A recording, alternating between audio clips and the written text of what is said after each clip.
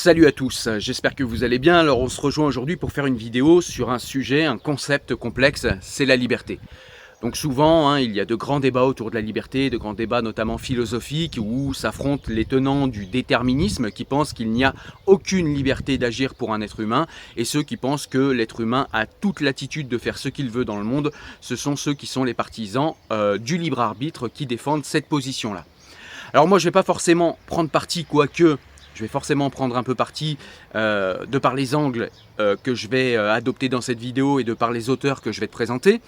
Mais j'ai parlé plusieurs fois en fait de liberté sur la chaîne dans des vidéos éparses et en fait ce que je me propose de faire dans cette vidéo, c'est tout simplement de rassembler toutes ces vidéos où on va se poser des questions. On va se poser des questions en fait sur la liberté étatique, c'est-à-dire la liberté au sein d'un contrat social. On va se poser la question aussi de la liberté politique, de la liberté de penser, de la liberté de conscience somme toute. Et puis ensuite, on va se poser des questions peut-être un peu plus complexes, c'est-à-dire qu'en est-il de la liberté individuelle et du libre arbitre. Mais avant tout ça, en fait, on va d'abord commencer par se poser la question peut-être principale, c'est-à-dire que quand on parle de liberté, il faut d'abord définir ce que n'est pas la liberté. Et pour cela, il faut prendre le contraire de la liberté, c'est-à-dire l'aliénation, c'est-à-dire le ravissement du consentement par la ruse, par le conditionnement, par l'idéologie, etc. Et donc, c'est par là qu'on va commencer dans cette vidéo. On est parti. Alors déjà, dans un premier temps, je voudrais t'expliquer ce qu'est l'aliénation. L'aliénation, au départ, ça vient d'un mot latin qui est alienum. Et en fait, l'aliénation, au départ, c'était le transfert d'une propriété. Voilà. Et donc, l'aliénation, en fait, a été reprise par Marx dans le sens un peu plus moderne, parce que Marx considérait qu'en fait, il y avait aliénation, donc transfert de propriété, pour le prolétaire quand il allait travailler, puisqu'il était dépossédé de l'objet de son travail. Donc, son travail était aliéné, puisqu'il n'était pas propriétaire de l'objet de son travail. Et Marx considérait le travail salarié, le prolétariat, comme une aliénation, puisque le prolétaire n'avait pas d'autre moyen de subsistance que d'aller travailler.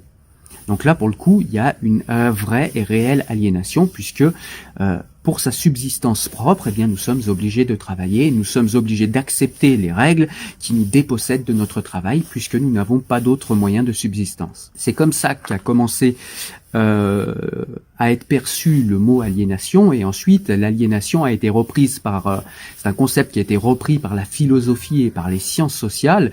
Et le concept d'aliénation, c'est tout simplement le fait d'obéir à des ordres qui ne sont pas ou plus énoncés. C'est-à-dire que vous allez être mentalement aliéné à telle ou telle chose parce qu'on aura modifié dans votre tête la conception que vous avez des choses, et on aura modifié dans votre tête la représentation que vous vous faites de la réalité ou d'un objet ou de tel ou tel comportement. On vous aura manipulé en fait. C'est tout simplement que vous allez obéir à un ordre qui n'est pas l'ordre que vous auriez choisi si on n'avait pas manipulé les représentations que vous avez du monde et les représentations que vous vous faites du monde et de la vie, la manipulation également de vos croyances. Alors je voudrais vous citer rapidement Spinoza pour commencer à parler de cette aliénation un peu plus en profondeur. Que nous dit Spinoza ? Telle est cette liberté humaine que tous les hommes se vantent d'avoir et qui consiste en cela seul, que les hommes sont conscients de leurs désirs et ignorants des causes qui les déterminent. Donc ce que nous dit Spinoza ici, c'est tout simplement que les hommes se croient libres parce qu'ils veulent quelque chose, et quand ils veulent quelque chose, ils sentent bien que c'est leur volonté qui les pousse à telle ou telle chose, c'est leur désir. Le désir, en fait, va aller créer une force, une énergie dans la volonté qui va faire en sorte que vous souhaitiez ou que vous vouliez telle ou telle chose. Cette volonté, l'homme pense qu'elle est libre. Sauf que si l'homme s'interroge, nous dit Spinoza, il va vite s'apercevoir que il y a des choses extérieures, contingentes à notre être, dans notre entourage, dans notre environnement, qui fait en sorte que les désirs que l'on a, eh bien, sont créés, sont provoqués, sont les conséquences de causes dont nous ignorons tout. Une pierre, par exemple, reçoit d'une cause extérieure qui la pousse une certaine quantité de mouvement. Et l'impulsion de la cause extérieure venant à cesser, elle continuera à se mouvoir nécessairement. Cette persistance de la pierre dans le mouvement est une contrainte, non parce qu'elle est nécessaire, mais parce qu'elle doit être définie par l'impulsion d'une cause extérieure. Ce qui est vrai de la pierre, il faut l'entendre de toute chose singulière, quelle que soit la complexité qu'il vous plaise de lui attribuer, si nombreuses que puissent être ses aptitudes, parce que toute chose singulière est nécessairement déterminée par une cause extérieure à exister et à agir d'une certaine manière déterminée. Concevez maintenant, si vous le voulez bien, que la pierre, tandis qu'elle continue de se mouvoir, pense et sache qu'elle fait effort, autant qu'elle peut, pour se mouvoir. Cette pierre, assurément, puisqu'elle a conscience de son effort seulement et qu'elle n'est en aucune façon indifférente, croira qu'elle est très libre et qu'elle ne persévère dans son mouvement que parce qu'elle le veut. Telle est cette liberté humaine que tous se vantent de posséder et qui consiste en cela seul que les hommes ont conscience de leurs appétits et ignorent les causes qui les déterminent. Un enfant croit librement à péter le lait, un jeune garçon irrité vouloir se venger, et s'il est poltron, vouloir fuir. Un ivrogne croit dire par un libre décret de son âme ce qu'ensuite, revenu à la sobriété, il aurait voulu taire. De même un délirant, un bavard, et bien d'autres de même farine, croient agir par un libre décret de l'âme et non se laisser contraindre. Ce préjugé étant naturel, congénital parmi tous les hommes, il ne s'en libère pas aisément. Bien qu'en effet l'expérience enseigne plus que suffisamment que, s'il est une chose dont les hommes soient peu capables, c'est de régler leurs appétits et, bien qu'ils constatent que, partagés entre deux affections contraires, souvent ils voient le meilleur et font le pire. Ils croient cependant qu'ils sont libres, et cela parce qu'il y a certaines choses, n'excitant en eux qu'un appétit léger, aisément maîtrisées par le souvenir fréquemment rappelé de quelques autres choses. Analysons maintenant le passage que je viens de lire. En réalité, il s'agit ici d'une critique de la notion ordinaire de libre arbitre et de liberté. Spinoza nous dit « C'est parce que les hommes ignorent ce qui les détermine qu'ils s'imaginent capables de commencer des actions ou des pensées à partir de rien. » En effet, à cette époque, au XVIIe siècle, Descartes et Galilée ont reconnu que tous les événements de la nature sont causés de manière nécessaire par des relations causales que la science et les mathématiques peuvent comprendre. Il y a une exception pour ces savants, c'est l'homme lui-même, que l'on suppose doué d'un libre arbitre. En cela, l'homme échapperait donc au déterminisme universel. Le propos de Spinoza, dans cet extrait, est d'élargir jusqu'à l'homme le déterminisme universel. Pour le philosophe, tous les hommes sont déterminés dans leurs actions, contrairement à ce que croient les religieux, car en effet les religieux croient au libre arbitre, qui choisit de manière libre et sans aucune influence intérieure ou extérieure, car cela permet de punir et de qualifier les actions des hommes de péché ou de vertu. Pour Spinoza, l'homme est donc un individu déterminé par un ensemble de causes intérieures et extérieures, et c'est cela que Spinoza exprime par son exemple de la pierre dans la lettre à Schuller. Mais alors, si l'homme est entièrement soumis au déterminisme universel, il n'est pas libre, me direz-vous. Eh bien, ça n'est pas si simple, car l'homme n'est pas une pierre et il est traversé par des affects, il est doté d'une capacité à comprendre ce qu'il vit et à prendre conscience de sa vie, contrairement aux pierres. Si l'homme pense les choses, contrairement aux pierres, il est donc capable de se libérer des illusions de la liberté dont parle Spinoza dans la lettre à Schuller. Pour Spinoza, la connaissance est l'outil principal de la liberté, contrairement à ceux qui pensent que le libre arbitre est autonome et inné dans chaque individu. Pour Spinoza, il n'y a pas de libre arbitre en tant que tel, car comme le dit le philosophe, l'homme n'est pas un empire dans un empire, c'est-à-dire que l'homme et ses pensées sont eux aussi, comme le reste du monde physique, soumis au déterminisme universel de la vie. Ainsi, à la lumière de ce qu'on vient de dire, le libre arbitre, dans la pensée de Spinoza, n'existe pas. Si le libre arbitre est inexistant dans la pensée de Spinoza, est-ce pour autant que la liberté est absente de la pensée du philosophe? Eh bien, la liberté ne semble-t-il pas pour autant absente de la pensée du philosophe, car nous pouvons accumuler des connaissances, nous dit Spinoza, dans la partie 5 de son éthique, afin de nous libérer de nos illusions de liberté et afin de nous diriger vers une liberté plus certaine par la gestion de nos contingences intérieures que sont les passions et les affects, comme le philosophe l'explique également dans la partie 5 de l'éthique. De plus, pour Spinoza, la connaissance des causes qui nous déterminent permet une émancipation partielle de nos déterminismes. Ainsi, pour Spinoza, la liberté n'est jamais absolue, elle est plus ou moins présente en fonction de nos connaissances accumulées. C'est pour cela que pour Spinoza, la liberté n'est pas innée, Elle est le résultat d'un long chemin d'émancipation par l'effort conscient d'accumulation de connaissances tout au long de sa vie. Ainsi Spinoza ne dénie pas toute liberté à l'homme, mais il repense la liberté, qui n'est pas pour lui le fait d'échapper au déterminisme, mais le fait d'être déterminé de l'intérieur par sa nature propre et non pas de l'extérieur par des causes contraintes. Les désirs de la raison doivent être plus forts que les désirs passionnels imposés par l'extérieur et dont nous ne sommes pas véritablement les auteurs. En réalité, Spinoza repense la liberté, c'est-à-dire qu'il nie le libre arbitre, qui pour lui est une illusion, afin de mettre en lumière la liberté qui, bien que partielle, est existante et effective dans sa pensée.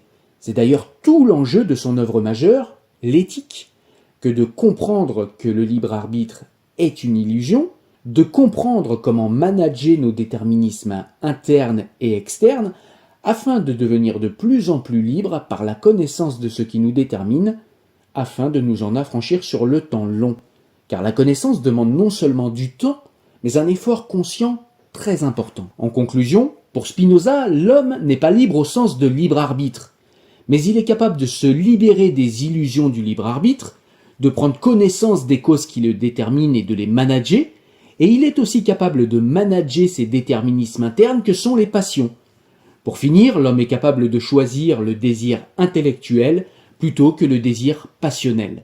Récupérer donc de la liberté, mais on en parlera un peu plus en fin de vidéo, pour Spinoza, récupérer de la liberté, c'est tout simplement comprendre ce qui nous détermine, comprendre ce qui fabrique notre choix, notre consentement, et ça va nous permettre de faire de réels choix conscients, puisque nous serons conscients de ce qui peut nous emmener dans telle ou telle direction quand nous avons tel ou tel choix à faire devant nous. Puisqu'aujourd'hui, on est dans une société où chacun nous dit « c'est mon choix ». C'est-à-dire qu'on est en train de sacraliser la liberté de la manière la plus infantile et imbécile qui soit.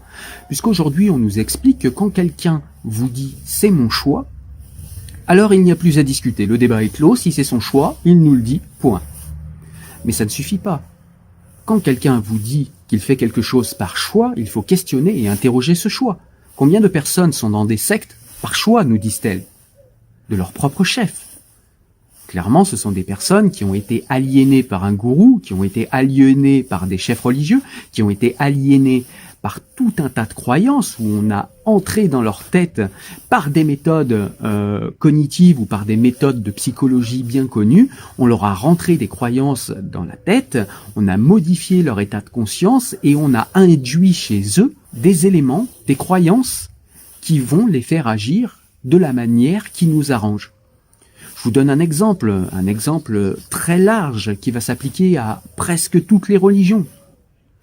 Quand on vous dit que si vous faites telle ou telle chose, vous irez en enfer, et que si vous faites telle ou telle chose, vous irez au paradis, si vous grandissez avec ce système de pensée, ce système de croyance, eh bien il y a des chances que vous ayez envie de faire tout ce qui va vous mener au paradis plutôt que tout ce qui va vous mener en enfer. Et si vous faites des choses qui pourraient vous mener en enfer, vous allez éprouver beaucoup de culpabilité. Une culpabilité qui va enchaîner votre désir de faire des choses qui sont encore passibles de l'enfer. Et vous allez du coup essayer de vous rapprocher des comportements qui vont vous amener au paradis. Si vous placez votre confiance dans les mains d'un tiers, un imam, un prêtre, un rabbin, qui que ce soit d'autre, eh bien vous n'êtes plus libre. Vous pouvez parfois, par exemple, quand un mécanicien regarde ma voiture, et qu'il me dit, ben voilà, il y a telle pièce à changer, je lui fais confiance, parce que c'est sa spécialité. Mais qui peut être spécialiste de ce que moi, je dois faire de ma vie? Qui peut être spécialiste de mon éthique, de ma morale, et de ce que je dois faire tout au long de ma vie en rapport avec cette éthique et cette morale? À part moi-même, personne, sinon je suis aliéné. Je suis aliéné par un tiers, je suis conscient de cette aliénation ou pas, mais je suis aliéné, clairement. Donc c'est intéressant d'interroger ce choix et cette tendance qu'on a aujourd'hui à avoir cette préhension que je trouve infantile et assez simpliste de la liberté, en se disant que si quelqu'un dit c'est mon choix, alors c'est ok, c'est entendu, ça veut dire que c'est réellement son choix et on ne discute pas. Pour moi, c'est le début du débat, il faut interroger le choix, et voir si le choix est un choix éclairé par la rationalité et consenti à la lumière de la rationalité par celui qui se réclame de ce choix, ou est-ce que le choix est tout simplement l'adhésion à un ordre établi ou à un ordre, un système de croyances préétabli dans l'esprit d'une personne, de par son éducation, de par son enfance, de par le système dans lequel elle est née, de par la culture dans laquelle elle est née, de par éventuellement les personnes qu'elle aurait croisées et qui lui auraient fait un bourrage de crâne, de par la publicité également. D'une certaine manière, les publicités sont aussi un bourrage de crâne et une aliénation. Les publicités sont une manière de vous déposséder de vos propres désirs et de créer chez vous des désirs qui ne sont pas les vôtres. C'est une aliénation. Et d'ailleurs, on le voit bien, c'est là-dessus que fonctionne l'aliénation au niveau de la consommation. C'est là-dessus que fonctionne notre système de consommation. C'est en aliénant vos désirs, en vous faisant croire, en modifiant la préhension que vous avez de tel ou tel objet. Si j'ai le dernier iPhone, je serai en place. Si j'ai la dernière BMW, j'aurai la classe. Si j'ai le dernier t-shirt Hugo Boss ou le dernier costard Hugo Boss, je vais vraiment avoir la classe, etc., etc. On modifie dans votre tête la symbolique des objets que vous achetez pour que ces objets soient pour vous un objet de désir. Mais ces objets-là sont-ils si importants que ça ? Eh bien, on voit qu'à chaque fois qu'on cède à la pulsion d'achat, puisqu'on parle de pulsion d'achat, eh bien, on voit bien qu'on n'en a jamais suffisamment. Il faut toujours qu'on achète pour être de plus en plus heureux, il faut qu'on achète et c'est sans fin, il faut toujours recommencer. Eh bien, tout simplement parce qu'en achetant, en fait, on répond à un désir qui a été créé en nous, c'est-à-dire que c'est un désir qui ne nous appartient pas, mais dans la mesure où on répond à ce désir, eh bien, il y a un phénomène de satisfaction. On est content sur le moment, sur l'instant, au moment de l'achat. Mais une fois l'achat effectué, on se rend bien compte qu'on n'est toujours pas heureux et qu'on n'est toujours pas bien. Et donc, on va être à nouveau sensible à d'autres désirs qu'on aura créés en nous et on va à nouveau acheter quelque chose d'autre, à nouveau faire des frais, partir pour un voyage dont on nous a fait envie, dont on nous a vanté les bienfaits, etc., etc. Et on va consommer et se rendre compte qu'on n'est jamais réellement heureux. Tout simplement parce que ces désirs ne nous appartiennent pas. Tout simplement parce qu'on n'a pas fait le travail de déconstruction et d'analyse de ces désirs pour être bien sûr que ce sont les nôtres. Puisque si on répondait à nos propres désirs, eh bien, dans ce cas-là, nous serions beaucoup plus heureux et beaucoup moins addicts à la consommation. D'ailleurs, les publicitaires n'ont d'intérêt qu'à avoir des êtres humains frustrés pour leur vendre quelque chose. Quelqu'un qui n'a besoin de rien, qui se sent bien avec lui-même, avec ce qu'il a, vous ne pouvez rien lui vendre. Ce n'est pas un consommateur intéressant. Donc ça, c'est une manière d'aliéner aussi les individus. C'est ce que j'appelle une aliénation de confort. C'est un petit peu ce dont parle Aldous Huxley dans Le meilleur des mondes. C'est-à-dire qu'on voit des gens qui sont aliénés tout d'abord par un conditionnement, mais un conditionnement qui dans le livre est complètement assumé. On vous conditionne, vous allez être conditionné selon la classe sociale dans laquelle on va vous mettre, puisque dans le livre, les enfants ne naissent plus du ventre des mamans, mais c'est des bébés éprouvettes qui naissent dans des usines à bébés. Et ensuite, les enfants vont être conditionnés de telle ou telle manière selon la classe dans laquelle, la classe sociale, j'entends, dans laquelle ils vont être envoyés. Et là, c'est tout à fait ça. C'est-à-dire que dans notre monde actuel, on est en plein là-dedans. C'est-à-dire que, eh bien, on va essayer de vous façonner de telle ou telle manière. Et beaucoup de personnes ne s'interrogeront jamais de toute leur vie si ce qu'ils entendent pour vrai, ce qu'ils croient vrai, ce qu'ils pensent bon, cette manière qu'ils ont de vivre, eh bien, il y a des gens qui n'interrogeront jamais tout ça. Ils n'interrogeront jamais si ce sont leurs aspirations profondes à elles, si ce sont réellement les choses auxquelles elles aspirent elles, ou si c'est simplement des choses qui ont été induites de par leur éducation, de par la société dans laquelle ils sont nés, de par la micro-société dans laquelle ils sont nés, ou de par la représentation qu'on a installée dans leur tête de telle ou telle manière de vivre, ou de tel ou tel façon de faire. Quand on a cru à quelque chose pendant très longtemps, il est de plus en plus dur, plus le temps passe en fait, et plus il est dur de revenir en arrière, puisque plus le temps passe et plus il va falloir, si vous faites un retour en arrière et que vous vous interrogez si telle ou telle manière de vivre est bien celle que vous souhaitez, si tel ou tel désir auquel vous répondez ou vous avez répondu est bien le vôtre, ou si telle ou telle croyance que vous avez adoptée est bien bonne pour vous et est bien réelle et est bien en phase avec ce que vous croyez, eh bien le fait de vous questionner après un long moment de croyance, eh bien ça va être très très compliqué, puisque ça va vous forcer à vous dire « je me suis trompé pendant 10, 20, 30, 40, 50 ans ». Donc il y a un coût cognitif, c'est-à-dire que plus longtemps vous êtes aliéné, et plus c'est difficile de revenir en arrière et de revenir sur ces aliénations et de les déconstruire.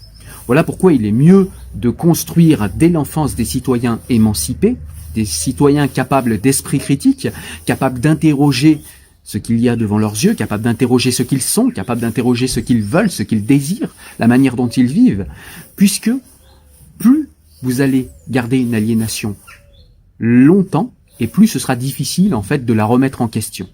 Cela s'appelle le coût cognitif. C'est quelque chose qui est très connu également dans les religions, hein. L'aliénation religieuse, c'est quelque chose qui est très connu. La religion en fait comble tellement de choses au niveau existentiel pour l'être humain. La religion, c'est quelque chose qui vraiment, c'est une idéologie qui a répondu à beaucoup de problèmes humains. Et c'est pour ça que qu'elle fonctionne aussi bien encore aujourd'hui. Rendez-vous compte, la religion vous donne une identité. Vous êtes chrétien, vous êtes musulman, vous êtes juif. Tout d'un coup, vous faites partie d'une communauté. Ça vous donne une famille, même si c'est fictif, même si c'est de l'ordre de la croyance. Ça vous donne potentiellement une fraternité, une famille. Ça vous donne également une raison de vivre. Ça peut donner un sens à votre vie. Ce qu'il y a de bien dans les religions pour les personnes qui n'aiment pas réfléchir et qui n'aiment pas former eux-mêmes leur propre éthique, eux-mêmes réfléchir au sens qu'ils souhaitent donner à la vie ou au sens qu'aurait la vie, ceux qui n'aiment pas réfléchir à tout ça, eh bien, vont adopter une religion parce que, Spinoza nous dit, tous sont capables d'obéir, mais peu sont capables d'aller vers Dieu par leur seul entendement. Peu sont capables de la connaissance de Dieu par leur seul entendement. Peu sont capables de se former une éthique par leur propre entendement. Il est bien plus simple d'adopter un code moral d'une religion. D'ailleurs, on le voit bien, souvent, les religions, on a l'impression que c'est des modes d'emploi. Vous avez simplement à ouvrir le bon mode d'emploi ou à demander au bon professeur de religion, et lui, il va vous expliquer comment vous devez vivre, comment vous devez gérer telle ou telle situation, tel ou tel deuil, telle ou telle frustration, telle ou telle passion. Mais on revient encore et toujours à ce que disait Spinoza, tous sont capables d'obéir, mais peu sont capables de former une éthique par leur propre entendement. La question suivante qu'on va se poser, c'est que pensaient les anciens de la liberté, et y a-t-il des différences avec notre préhension de la liberté? Alors quand je parle des anciens, je parle par exemple des Grecs. C'est la plus ancienne démocratie qu'on connaisse, et même si elle était imparfaite, c'était déjà les prémices d'une démocratie. Comment appréhendaient les Grecs le concept de liberté, et comment l'appréhendons-nous aujourd'hui? Est-ce que cela a changé? Et si cela a changé, pourquoi? Eh bien, c'est la question qu'on va se poser à ce moment-là de la vidéo. Aujourd'hui, les modernes sont plus attachés à leurs libertés individuelles que ne l'étaient les anciens.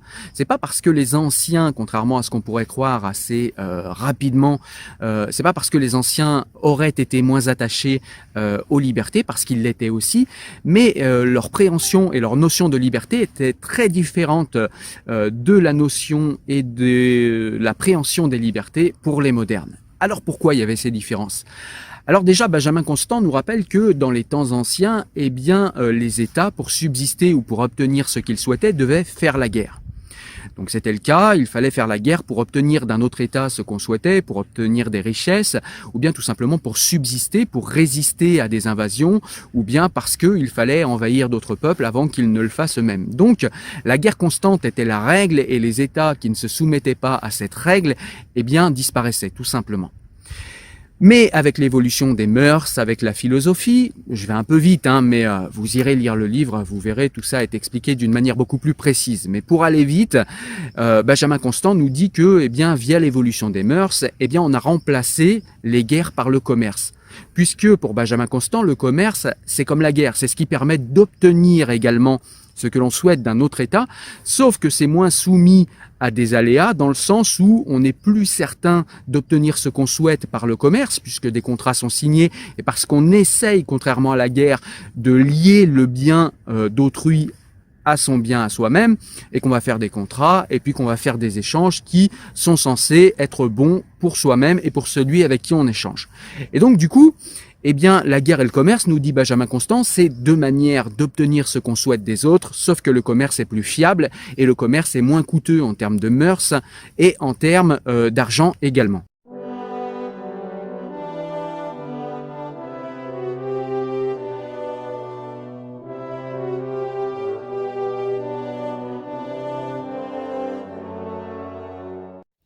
Le but des anciens était le partage du pouvoir social entre tous les citoyens d'une même patrie. C'est là ce qu'ils nommaient liberté. Le but des modernes est la sécurité dans les jouissances privées, et ils nomment liberté les garanties accordées par les institutions à ces jouissances. Et donc du coup, les modernes sont plus accaparés au niveau de leur temps par le commerce et donc par leurs propres affaires que les anciens ne l'étaient. Parce que les anciens vivaient dans des nations qui avaient une armée, et si l'armée, elle, partait à la guerre, eh bien tous ceux qui restaient dans la cité étaient des gens, alors ou des esclaves comme à Athènes, comme nous le rappelle Benjamin Constant, mais c'était également des personnes qui s'occupaient de politique. Et si la politique, à l'époque des anciens, si les libertés politiques s'occupaient des mœurs, s'occupaient de la foi, s'occupaient de la religion, il aurait été par exemple inacceptable pour les anciens d'avoir une religion différente dans un État. Eh bien, si pour eux, en fait, ils laissaient les libertés politiques contrôler tous les aspects de leur vie, ils le laissaient faire selon Benjamin Constant, déjà d'une, parce que, eh bien, ils avaient le temps de s'occuper des libertés politiques, ce qui leur permettait de diriger les libertés politiques, et donc, du coup, de les faire coïncider avec ce qu'ils souhaitaient. Et puis également, tout simplement, parce que, eh bien, ils avaient le temps, comme je l'ai dit juste avant. Alors que les modernes, eux, sont beaucoup plus accaparés par les libertés individuelles, parce que c'est ces libertés individuelles qui leur permettent de faire du commerce. Et également, nous dit Benjamin Constant, parce que les États ayant grandi, les États étant beaucoup plus grands, eh bien le pouvoir de chaque citoyen s'est dilué, et donc chaque citoyen aujourd'hui chez les modernes n'a que peu ou pas du tout de pouvoir sur les libertés politiques et sur le pouvoir politique. Et donc du coup, eh bien, il va préférer défendre ce sur quoi il a un pouvoir direct. Ce sont ses libertés individuelles, c'est-à-dire sa jouissance. Nous ne pouvons plus jouir de la liberté des anciens, qui se composait de la participation active et constante au collectif. Notre liberté à nous doit se composer de la jouissance paisible de l'indépendance privée. Chez les modernes, plus l'exercice de nos droits politiques nous laissera de temps pour nos intérêts privés, plus la liberté nous sera précieuse. De là vient, messieurs, la nécessité du système représentatif. Le système représentatif n'est autre chose qu'une organisation à l'aide de laquelle une nation se décharge sur quelques individus de ce qu'elle ne veut pas ou de ce qu'elle ne peut pas faire elle-même. Le système représentatif est une procuration donnée à un certain nombre d'individus par la masse du peuple, qui veut que ses intérêts soient toujours défendus et qui néanmoins n'a pas le temps de les défendre toujours lui-même. Les peuples qui, dans le but de jouir de la liberté qui leur convient, recourent au système représentatif, doivent exercer une surveillance active et constante sur leurs représentants et se réserver, à des époques qui ne soient pas séparées par de trop longs intervalles, le droit de les écarter s'ils ont trompé leurs vœux et de révoquer les pouvoirs dont ils auraient abusé. Et puis avec le commerce, on a cessé aussi de faire la guerre et de voir le monde comme un monde où on doit sans arrêt souffrir pour survivre. On va avoir des modernes qui vont être plutôt dans l'hédonisme et dans la jouissance. Et donc du coup, les modernes appellent cet hédonisme leur liberté. Et ils ne voudraient pas que l'on réduise ces libertés-là. Et très souvent, on a tendance à se dire aujourd'hui, oui, les gens sont très individualistes, la société est atomisée, c'est pour cela, les gens ne pensent qu'à eux, etc. Ça n'est pas faux, c'est un peu vrai. D'ailleurs, c'est le but du commerce, c'est que chacun soit un peu égoïste et ne pense qu'à son intérêt propre. Mais c'est également aussi dû, comme je l'ai dit, à cette fameuse préhension différente qu'avaient les anciens et les modernes de la liberté. C'est pas forcément parce que les gens ne pensent pas aux autres. C'est tout simplement parce que, n'ayant plus les moyens de piloter d'une manière importante la politique, si ce n'est par leurs représentants, mais on voit bien que, eh bien, ça se limite à un vote et après les représentants, notamment sous la Ve République en France, ils font ce qu'ils veulent. ou presque. Et donc du coup, eh bien, c'est insuffisant. Et comme on va avoir moins de pouvoir sur ce fameux pouvoir politique, eh bien, on va lui céder de moins en moins de pans de notre vie, puisque comme on le contrôle pas, eh bien, on ne veut pas qu'il contrôle nos vies. Il ne nous paraît pas légitime. Alors là, c'est une interprétation de ma part, c'est pas ce que dit Benjamin Constant. Mais c'est moi qui interprète le livre de cette manière-là. Et je t'enjoins à lire ce livre parce qu'il me paraît très important, c'est une réflexion très importante en fait dans la société moderne où on essaye au nom du terrorisme, au nom du sanitaire, au nom de tout un tas de choses de réduire nos libertés individuelles et on voit que le peuple le gère très très mal et le tolère très très mal. Pour conclure, Benjamin Constant tire de sa réflexion, de celle qui mène dans ce livre, des principes politiques qui sont ceux-ci. L'indépendance individuelle est le premier des besoins des modernes. Il ne faut jamais sacrifier la liberté individuelle pour obtenir la liberté politique. Les institutions des républiques anciennes, gênant la liberté individuelle, ne sont pas admissibles dans les sociétés modernes. Les individus ont des droits que la société doit respecter. Il ne faut pas vouloir revenir en arrière. Puisque nous sommes dans les temps modernes, je veux la liberté convenable aux temps modernes. La liberté politique en est la garantie. La liberté politique est par conséquent indispensable. Le système politique doit être celui de la représentation. Chaque homme vote pour que ses intérêts soient défendus. Il ne parle pas d'intérêt général. Puisque la liberté antique n'est pas la même que la liberté moderne, il s'ensuit qu'elles sont respectivement menacées de dangers différents. Le danger de la liberté antique repose sur une aliénation de l'individu, que l'État écrase l'individu. Mais le danger qui guette la liberté moderne est, comme le suggère Tocqueville, que l'individu soit trop absorbé par la poursuite de ses intérêts individuels et renonce à ses droits de partage du pouvoir politique, mettant ainsi en danger sa liberté individuelle, puisque c'est le pouvoir politique qui en assure la sauvegarde et la protection. Il conclut son discours en expliquant la nécessité d'apprendre à combiner ces deux types de liberté que sont la liberté politique et la liberté individuelle. Et maintenant, du coup, on va creuser un petit peu plus loin et on va en fait se demander ce qu'est véritablement la liberté à laquelle je crois. Et je vais emprunter les ressorts de la pensée de Spinoza parce que je pense que Spinoza est, selon moi, le philosophe, le penseur, qui a une idée qui me paraît être la plus juste quant à ma préhension de la liberté. Je te montre ça tout de suite. Alors déjà, avant d'avancer, il faut déjà qu'on définisse ce que veut dire déterminisme, puisque Spinoza est effectivement un déterministe. Le déterminisme, c'est un courant philosophique en fait qui pense que tout est affaire de cause et de conséquences. Et en l'occurrence, Spinoza pense que l'homme fait partie de ce déterminisme. Donc le déterminisme, on pourrait l'illustrer par cette espèce de jeu de dominos, vous savez, où vous mettez des dominos à la verticale les uns à côté des autres, et vous faites tomber le premier domino, et le domino qui est avant va faire tomber le domino suivant, ce qui va donner lieu à une chaîne de causes et de conséquences, puisque chaque domino va être la cause de la chute du domino suivant. Et les déterministes, comme Spinoza, postulent que l'homme fait partie en fait de cette chaîne de causes et de conséquences comme dans le jeu de domino. Donc de ce point de vue-là, du point de vue déterministe, effectivement, Spinoza explique que nous ne sommes pas libres et que nous sommes contraints par tout un tas de choses qui sont contingentes à notre vie et sur tout un tas de choses qui nous entourent. Et donc nous sommes dans un déterminisme, effectivement, où nous sommes mus et agis par tout un tas de choses, que ce soit, alors comme je viens de le dire, des choses qui sont extérieures, mais par aussi tout un tas de choses qui sont intérieures, comme notre état physiologique, notre état psychologique, nos affects, nos passions. Tout cela agit notre être et tout cela, en fait, détermine l'action ou les actions que nous allons poser. Et Spinoza postule effectivement que, eh bien, notre illusion, l'illusion de l'homme, en fait, est de se penser libre et de penser sa volonté libre, tout simplement parce qu'il décide quelque chose et il le fait. Sauf que l'homme ignore pourquoi il a décidé ce qu'il a décidé. On peut prendre l'exemple, par exemple, de cet âne qui se trouve devant du pain et de l'eau. Et il sait pas choisir, en fait, s'il veut manger du pain ou de l'eau. En fait, on lui donne le choix, ou le pain ou l'eau. Et s'il vient de boire juste avant, eh bien sa volonté va le porter plus vers le pain.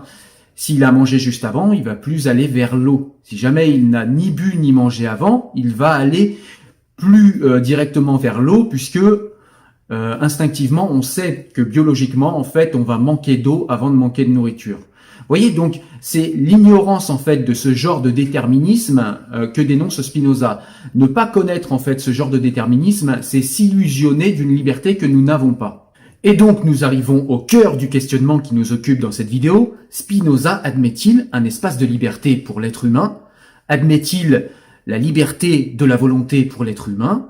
Ou Spinoza pense-t-il que l'être humain est complètement coincé dans cette chaîne de déterminisme, dans cette chaîne de causes et d'effets? Eh bien, en fait, Spinoza a une position qui est médiane. C'est-à-dire que pour Spinoza, nous sommes effectivement coincés dans une chaîne de déterminisme, nous sommes coincés dans une chaîne de causes et de conséquences, et nous sommes obligés d'agir selon les causes, et nos actions, nos actes ou nos états intérieurs seront les conséquences.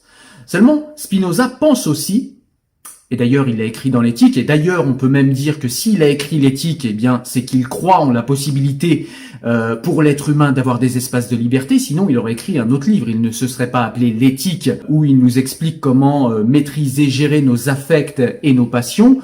Il aurait parlé peut-être, je sais pas, d'une éthique coincée dans un déterminisme. Vous voyez, enfin en tout cas, il n'y a pas d'éthique possible en fait si on était réellement coincé dans le déterminisme. En fait, Spinoza postule que nous pouvons agir sur ce qui nous détermine en ayant une connaissance réelle, exacte et vraie de ce qui nous détermine. En l'occurrence, dans l'éthique, Spinoza parle de Dieu, mais Dieu, je le rappelle, pour Spinoza, c'est la nature, c'est-à-dire tout ce qui nous entoure. Si on arrive à avoir une connaissance intellectuelle, à avoir une connaissance rationnelle de tout ce qui nous entoure et de tout ce qui nous détermine, eh bien on va pouvoir agir sur ces déterminants afin de pouvoir modifier les conséquences de ces déterminismes. On peut aussi également, pour Spinoza, et c'est le principal sujet dans l'éthique, gérer ses affects et ses passions. C'est-à-dire qu'on peut choisir par la connaissance et par l'entendement comment nous allons voir telle ou telle chose, comment nous allons appréhender telle ou telle cause ou telle conséquence, ce qui va produire des émotions positives ou négatives ou neutres à l'intérieur de nous, et cela, on le fait par l'intellect et on le fait de manière complètement libre. Mais pour cela, il va falloir également connaître ces déterminismes intérieurs, puisque nous avons des déterminismes intérieurs. Je parlais tout à l'heure de l'âne, c'est son état physiologique. Est-ce qu'il a soif? Est-ce qu'il a faim? Est-ce qu'il a ni l'un ni l'autre? C'est son état physiologique, c'est-à-dire un déterminisme intérieur qui va le pousser à agir plutôt dans un sens que dans l'autre. Eh bien, pour Spinoza, connaître tous ces déterminismes extérieurs et intérieurs va nous permettre de pouvoir agir au mieux et par l'intellect de produire tel ou tel comportement. D'autres moyens de s'aliéner, il y a également l'aliénation par la prophétie autoréalisatrice. Alors la prophétie autoréalisatrice, qu'est-ce que c'est? Eh bien c'est simplement le fait de croire en quelque chose et d'y croire tellement que en fait on va faire en sorte de manière inconsciente que cette chose advienne dans notre vie. Alors c'est un exemple, par exemple on peut dire que si on se dit qu'on est mauvais, par exemple je sais pas, en maths, on est mauvais en maths, bah, par exemple on va se dire bah voilà je vais pas apprendre en maths si on est un élève au collège ou au lycée, on se dit ouais je vais pas apprendre en maths, ça sert à rien, je suis nul, de toute façon j'y arriverai pas. Et du coup à force de se répéter qu'on est mauvais et à force du coup de pas apprendre, bah, forcément on devient mauvais. Et en fait, on devient mauvais. Du coup, ça renforce le fait qu'on croit encore plus qu'on est mauvais, puisqu'on en a des preuves dans la réalité du fait qu'on est mauvais en maths. Et du coup, ça va renforcer nos croyances. Les croyances vont renforcer les comportements qui vont nous saboter, tout simplement. C'est une manière de s'auto-aliéner soi-même. Et c'est une aliénation qui peut être induite, comme le dirait par exemple Gustave Le Bon dans Psychologie des foules. Il nous explique que les foules en fait sont très réactives aux émotions et aux suggestions. Et si on suggère par exemple, on reprend l'exemple de l'élève, pas des foules cette fois, mais de l'élève. Si un élève, on lui fait croire qu'il est nul, si on lui répète tout le temps t'es nul, t'es nul, t'es nul, t'es nul, eh ben il va finir par le devenir nul. Et c'est ça une prophétie autoréalisatrice, c'est en fait le simple fait de se conformer à un ordre en fait auquel on croit, mais qui n'est pas forcément vrai au départ, mais on y croit tellement que inconsciemment on va se mettre et on va agir de façon à ce que cette croyance en fait advienne dans la réalité et devienne finalement vraie. C'est ça, une prophétie autoréalisatrice. Et du coup, c'est aussi une manière de s'aliéner soi-même. Et c'est une manière pour un tiers qui vous répéterait, par exemple, comme l'explique Gustave Le Bon dans la psychologie des foules, l'aliénation, parfois, c'est tout simplement la répétition de quelque chose qu'on va essayer de faire passer pour vrai. La première fois, on va trouver ça ridicule, mais à force de répétition, vous allez finir par penser que cette répétition est une vérité. Il suffit que vous viviez, par exemple, dans un contexte social où on vous répète toujours la même chose, on vous répète que tel ou tel comportement est négatif ou que tel ou tel comportement est positif. Si vous n'interrogiez pas cela de manière rationnelle, vous allez finir par le croire, en fait. Vous allez finir par croire les gens. Vous allez dire, voilà, ils me disent tous que tel comportement est négatif, alors ils doivent avoir raison. Et à chaque fois, on se rend compte que l'aliénation, c'est tout simplement une impossibilité d'auto-analyse, une impossibilité de choisir soi-même pour soi-même, et c'est le fait souvent de remettre sa responsabilité dans les mains d'un tiers, que ce tiers soit un système, que ce tiers soit une habitude, que ce tiers soit une personne d'autorité, une personne qui à nos yeux est légitime, que ce soit un religieux, un chef d'État, que ce soit un père de famille avec un charisme assez fort, que ce soit un chef d'entreprise, etc. Donc l'aliénation, c'est tout simplement la dépossession de soi par une contingence extérieure. Cette contingence, on a vu ce qu'elle peut être, mais ça peut être aussi des contingences qui vont suggérer des choses à vos émotions. Quelqu'un va peut-être essayer de provoquer votre colère pour vous faire agir dans tel ou tel sens. On sait par exemple aussi que la peur est un facteur aliénant très puissant chez les êtres humains. Un être humain qui a peur est un être humain extrêmement facilement manipulable. Et vous auriez tort d'ailleurs de vous croire immunisé contre ça. Ça, c'est notre manière de fonctionner à tous. On fonctionne tous comme ça. Donc c'est très important en fait de se rappeler ça quand on a peur, et c'est très important d'avoir le plus possible la maîtrise de ses passions, la maîtrise de sa peur, puisque ça permet de récupérer encore une fois de la liberté et de ne pas être complètement aliéné à ses passions, comme le dirait Spinoza. Donc Gustave Le Bon, oui, j'en parlais juste avant, dans Psychologie des foules, nous parle aussi de la manière d'aliéner les foules, de la manière de flatter ses bas instincts pour lui indiquer telle ou telle direction. Les foules vont avoir tendance en fait à tout simplement devenir un. C'est-à-dire qu'il y a une âme des foules. C'est-à-dire que plusieurs individus pris séparément ne prendraient pas les mêmes décisions qu'une foule entière. Une foule va être très réceptive aux stimuli, aux suggestions émotives. On a tous vu dans des foules des gens qui se mettent à crier ou des gens qui font des choses à l'intérieur de la foule qu'ils ne feraient pas s'ils étaient tout seuls.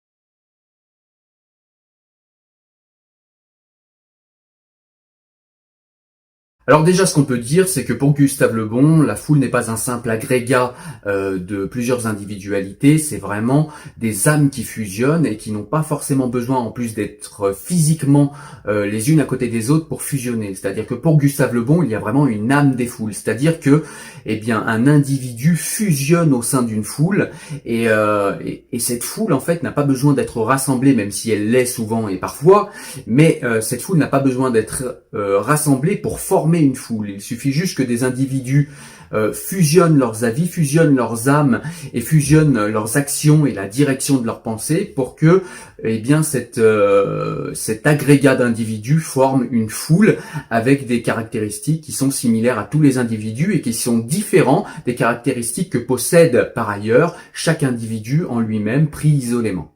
Il nous dit précisément que dans certaines conditions, eh bien, la personnalité consciente des individus disparaît au profit de la personnalité de la foule et qui va mener tous ces individus dans une même direction sur un point précis.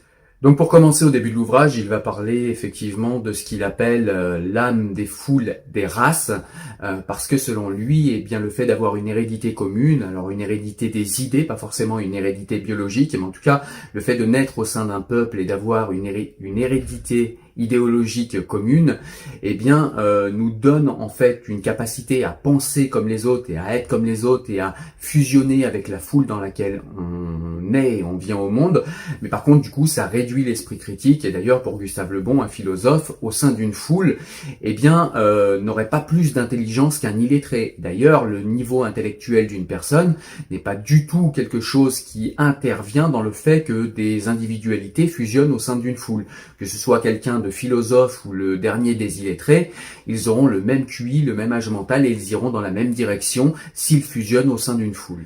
Gustave Le Bon nous dit que rien n'est plus éloigné de la rationalité qu'une foule, et que les foules sont très soumises aux suggestions, à l'autosuggestion également, et que les foules sont très soumises aux émotions. Et comme toutes les émotions, eh bien, les foules sont versatiles. Les foules vont avoir une émotion, et très rapidement, ils vont avoir une émotion contraire.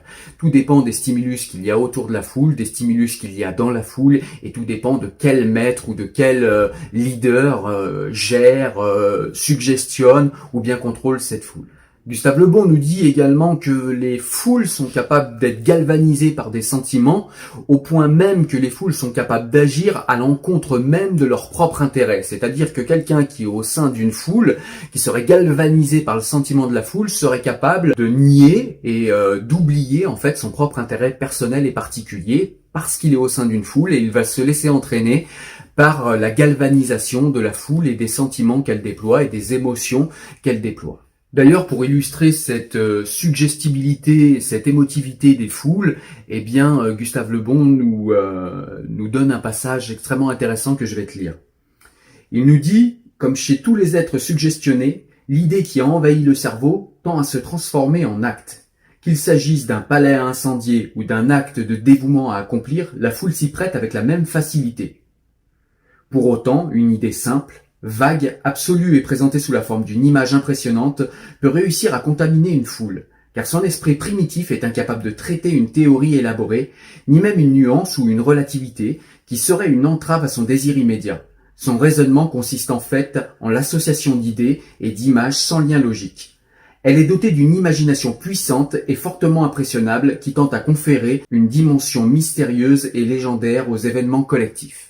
La seule manière de faire en sorte qu'une foule soit disciplinée et qu'elle soit dans une volonté qui dure dans le temps, c'est qu'elle ait un leader fort. C'est qu'elle ait un leader. Alors, il nous cite quelques leaders, donc évidemment des leaders politiques. Il nous cite également des leaders religieux, tels que Mahomet, tels que Jésus, tels que Abraham. Enfin bref, tous ces hommes qui ont eu une volonté et un pouvoir de suggestion extrêmement fort sur les foules, qui ont réussi à garder les foules pendant très très longtemps dans une même direction, ou en tout cas au moins en apparence. Mais en tout cas, de leur vivant, ils ont réussi à galvaniser les foules et à les rassembler derrière des suggestions et des idées d'une manière assez constante. Et pour cela, nous dit Gustave Le Bon, les leaders ont besoin eux-mêmes d'être convaincus par ce qu'ils disent et par ce qu'ils essayent de faire croire ou de faire comprendre à la foule. Et ils ont besoin eux-mêmes d'être galvanisés, et souvent ce sont des gens avec un fort caractère, ce sont des gens qui sont très entêtés, et ce sont des gens qui sont capables en fait de faire passer leurs émotions, puisque la foule n'est capable de percevoir que des suggestions par les émotions et par le sentiment. Et il n'y a absolument rien de rationnel là-dedans. Et d'ailleurs, quelqu'un qui serait rationnel aurait beaucoup de mal à rassembler les foules, nous dit Gustave Le Bon, et aurait beaucoup de mal à rassembler derrière lui par la simple rationalité. Alors qu'avec les émotions, eh bien, c'est quelque chose d'extrêmement facile pour quelqu'un qui a des prédispositions à être un leader, même si il fait prendre à la foule des positions qui sont complètement irrationnelles. Il n'y a aucun problème avec ça, tant que l'émotivité et la suggestion passent. D'ailleurs, pour les suggestions, Gustave Le Bon insiste sur le fait que la répétition est très importante et que pour les foules, la répétition avec conviction, émotion et sentiment, eh bien la répétition va vite devenir une vérité, quelle que soit la répétition, quelque illogique que soit la répétition, il suffit de répéter quelque chose pour que cela devienne très rapidement vérité pour la foule. Il nous dit également que les meneurs et les leaders de foule doivent bénéficier d'un prestige. Il nous parle par exemple de Napoléon et il nous dit que les meneurs d'hommes bénéficie d'un prestige, alors que ce soit un prestige hérité d'une famille, vous venez d'une bonne famille, vous êtes un noble ou vous êtes quelqu'un d'important, ou bien un prestige que vous avez gagné. Est-ce que vous l'avez gagné peut-être par votre art oratoire? Est-ce que vous l'avez gagné par la réussite dans votre vie? Est-ce que vous l'avez gagné en faisant quelque chose qui est pour la foule héroïque? En tout cas, le prestige est quelque chose de très important pour les foules, pour qu'elles écoutent vos suggestions, qu'elles entendent, pour qu'elles prêtent une oreille à votre discours et à ce que vous dites. Et ça, c'est très important. Et d'ailleurs, Gustave Le Bon nous donne un passage que je vais vous lire et qui est également très intéressant, qui nous dit « Malmenez les hommes tant qu'il vous plaira, massacrez-les par millions, amenez invasion sur invasion, tout vous est permis si vous possédez un degré suffisant de prestige et de talent nécessaire pour le maintenir. Il suffit cependant d'un signe de faiblesse ou d'une moindre réussite pour faire vaciller l'ascendant du prestige sur les âmes de la foule. » Donc Gustave Le Bon va nous parler de tout un tas d'autres points également. Il va par exemple nous expliquer un point qui est, je trouve, extrêmement intéressant, c'est que, eh bien, à chaque fois qu'il y a une révolution, ce n'est pas tellement en fait que les gens aient un esprit révolutionnaire à ce moment-là, c'est tout simplement que des croyances ou des idées, en tout cas les idées d'un temps, d'un peuple, sont en train de mourir et les révolutions font tout simplement émerger de nouvelles croyances, de nouvelles idées et de nouvelles mœurs. Mais en tout cas, tant qu'une idée, tant que des croyances et tant que les croyances d'un peuple ne meurent pas, il n'y aura pas de révolution en fait. Donc c'est bien par les idées, c'est bien par les croyances et c'est bien par ce point-là que les révolutions commencent. Il ne le dit pas comme ça, mais c'est ce qu'on arrive à comprendre en tout cas en lisant ce passage, dont je veux bien vous lire un extrait d'ailleurs. Le jour précis où une grande croyance se trouve marquée pour mourir est celui où sa valeur commence à être discutée. Toute croyance générale n'étant guère qu'une fiction ne saurait subsister qu'à la condition d'échapper à l'examen. Gustave Le Bon nous rappelle également que la seule manière en fait de guider une foule pour un leader, c'est également d'être la personne qui va être un modèle pour eux et pas seulement quelqu'un qui argumente bien et qui palabre bien, ça ne suffit pas. Les foules suivent des modèles et n'écoutent pas des argumentations. Il y a aussi à la fin de l'ouvrage tout un pan qui est intéressant, c'est qu'après nous avoir décrit la psychologie des foules, eh bien Gustave Le Bon nous explique comment à nos époques démocratiques, eh bien la foule prend le pouvoir sur le politique, prend le pouvoir sur le religieux, prend le pouvoir sur tout. Et à quel point ça peut être dangereux parce que, comme on l'a vu, eh bien la foule n'a pas beaucoup de rationalité et la foule est plus agie par des émotions que par autre chose. Et on le voit bien aujourd'hui à notre période démocratique où on est après la mort de Gustave Le Bon. On voit bien qu'aujourd'hui c'est la foule qui a pris le pouvoir. Gustave Le Bon le décrit déjà dans son livre, mais on le voit encore de manière plus saillante aujourd'hui, c'est que les politiques ont peur de la foule, ils ont peur de l'électeur, ils ont peur de l'électorat. Aujourd'hui, il y a des sondages pour savoir, voilà, pour reprendre un élément d'actualité, aujourd'hui, on a des sondages pour savoir si les Français vont accepter un nouveau confinement. Si on veut prendre une direction, si un leader d'une nation, si un politique veut prendre une direction, nous dit Gustave Le Bon, normalement, il n'a pas forcément à se soucier de son peuple à tel point qu'il devrait avoir peur des foules. Évidemment qu'il faut écouter son peuple, évidemment qu'il faut entendre l'élite intellectuelle de son peuple, et évidemment qu'il faut entendre toutes les voix, même si ce ne sont pas des élites, mais on voit bien aujourd'hui que c'est la foule qui décide de tout, et la foule, eh bien c'est pas forcément, comme on l'a vu encore une fois, une entité qui est extrêmement rationnelle et une entité qui va nous emmener vers quelque chose d'intéressant au niveau rationnel. Donc c'est extrêmement dangereux. Gustave Le Bon le notait en 1930. On voit aujourd'hui que c'est encore, je trouve, moi en tout cas, hyper actuel. Et donc du coup, la liberté, eh bien, qu'est-ce que c'est?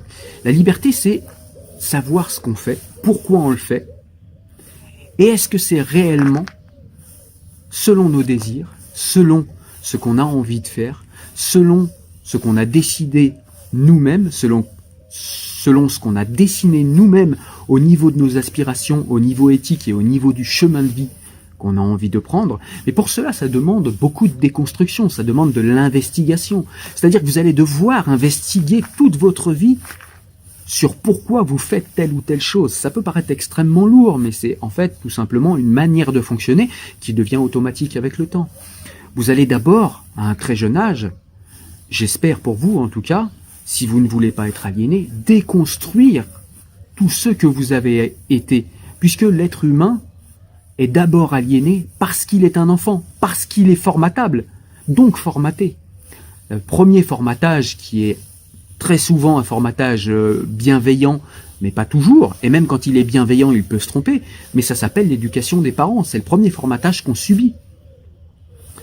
L'éducation, c'est le premier formatage qu'on subit. On doit interroger ce formatage, on doit interroger l'éducation qu'on a reçue pour savoir si c'est réellement ce qui correspond à nos désirs, réellement ce qui correspond à l'éthique et à la morale à laquelle on a envie d'obéir, et si c'est réellement dans cette éducation nos aspirations qui ont été représentées, et si réellement ce qu'on fait, on le fait parce qu'on décide et parce qu'on veut le faire, ou parce que notre éducation, en fait, nous a incité à avoir la vie qu'on a et à marcher dans la direction dans laquelle on marche.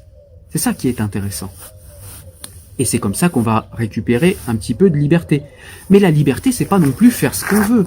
Par exemple, obéir aux lois de son État, ce n'est pas de la soumission, ce n'est pas de la servitude.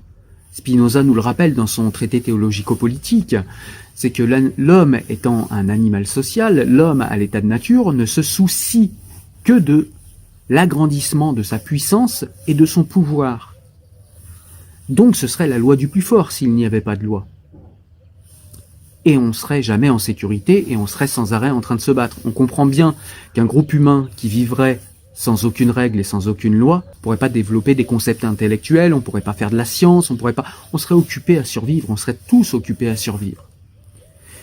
Et puis les lois dans un pays démocratique, on participe à se les donner. Alors aujourd'hui, il y a tel ou tel dysfonctionnement, je ne vais pas faire une analyse du système politique actuel, mais en tout cas, dans une démocratie, autant que faire se peut, on est quand même les acteurs des lois qu'on se donne à nous-mêmes. Donc on va donner en fait notre force, on va donner notre puissance d'action, en tout cas une partie, à notre État pour qu'il fasse respecter les lois qu'on se donne à nous-mêmes. Puisque parfois, pour notre propre bien, pour notre propre émancipation, il faut se donner des lois à soi-même. Je vous donne un exemple un peu plus concret et un peu plus évident en fait que les lois d'un État. Si je participe à un apprentissage, par exemple, à une formation, je veux être formé pour, par exemple, être menuisier. Voilà, je veux être menuisier. Si je veux être menuisier, il va falloir que j'écoute les règles de mon maître d'apprentissage ou de mon maître de stage, parce qu'il va m'apprendre, lui, à être un menuisier, mais pour pouvoir arriver à être menuisier, puisque c'est mon aspiration, c'est ce que je souhaite, il va falloir que j'écoute le menuisier et que je suive les règles qu'il m'indique et que je travaille selon les règles qu'il m'indique. Pour que j'ai la liberté, moi, d'aller jusqu'à l'aspiration qui est la mienne de devenir menuisier. Même si sur le moment, quand il va me donner des règles et des horaires de travail, je préférerais aller dans mon salon, me mettre un bon film Netflix et le regarder. Eh bien, on voit que parfois, les règles sont importantes pour s'émanciper ou pour acquérir une liberté qui est peut-être une liberté un peu plus lointaine, une liberté qui va nécessiter, en fait, pour l'acquérir, eh bien, de respecter certaines règles. Dernier facteur d'aliénation dont je voulais te parler, c'est la violence symbolique, c'est-à-dire la légitimité en fait des productions intellectuelles. C'est le fait en fait tout simplement qu'il y ait des gens qui sont légitimes, qui sont légitimés par le système dans lequel on vit, pour avoir une production intellectuelle, et quand ils ont une production intellectuelle, cette production intellectuelle n'est jamais questionnée, puisqu'ils sont dans une classe qui est légitime pour avoir une production intellectuelle, et que tout ce que pourrait dire quelqu'un d'une classe inférieure, eh bien, n'aurait absolument aucune raison de contredire, en fait, ce qui a été produit par la classe supérieure.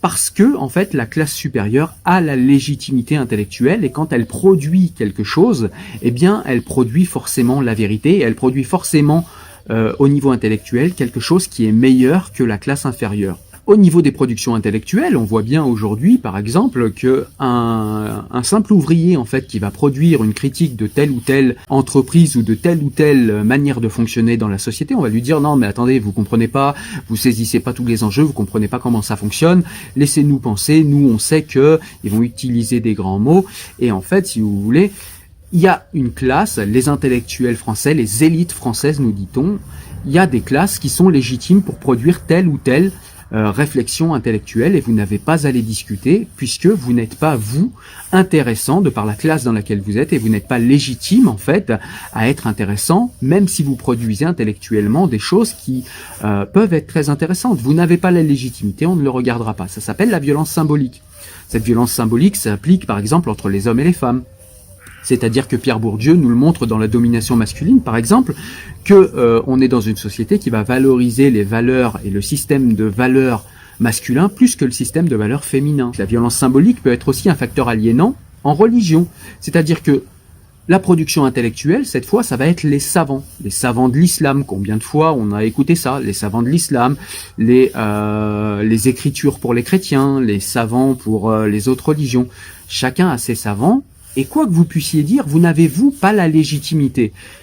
Et par exemple, en islam, puisque c'est l'islam que je connais le mieux, eh bien, si vous n'êtes pas un savant de l'islam, si vous n'êtes pas islamologue, vous n'êtes pas légitime à critiquer l'islam et vous n'êtes pas légitime à avoir un rapport critique au texte parce que vous n'êtes pas une personne qui fait partie des grands savants de l'islam et du coup, vous n'avez aucune légitimité. Et si vous n'êtes pas musulman, alors là, c'est encore pire.